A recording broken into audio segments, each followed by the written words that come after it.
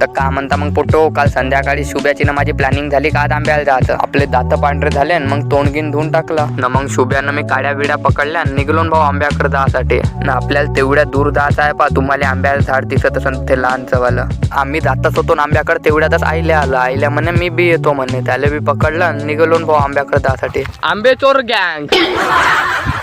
आणि मग पोहोचलो आंब्याच्या झाडाजवळ ना. मी मोगलीसारखा रप्पा रप चढत होतो भाऊ झाडावर. झाडावर बसून सर्वात पहिले एक आंबा तोडला ना खाले बसलो भाऊ. झाड एवढूसच आहे पण आंबे भरमसाठ लागून होते. जिकडं तिकडं आंबेच आंबे ना भाऊ. शुभ्याच्या डोक्याच्या वरच आंबे लागून होते पण ते काढीच दे म्हणे. मग आईल्याने दिली त्याला काढी ना. मी एक साईड बसून आंबे कमी तोडताव ना व्हिडिओ जास्ती बनवत होतो ना. मग काही नाही भाऊ, हातानंच रप्पा जवळपासचे पूर्ण आंबे तोडून टाकले. आपला 150 ग्रामचा जोर दाखवला आंब्यावर न. 2 फलक्याच करून टाकल्या. आता आंबा पाहून तोंडात पाणी बहुत येत होतं. मग भिडलो खासाठी. आपली पूर्ण पन्नी भरली होती आंब्यानं. आता आंबे धरून चाललो घरी.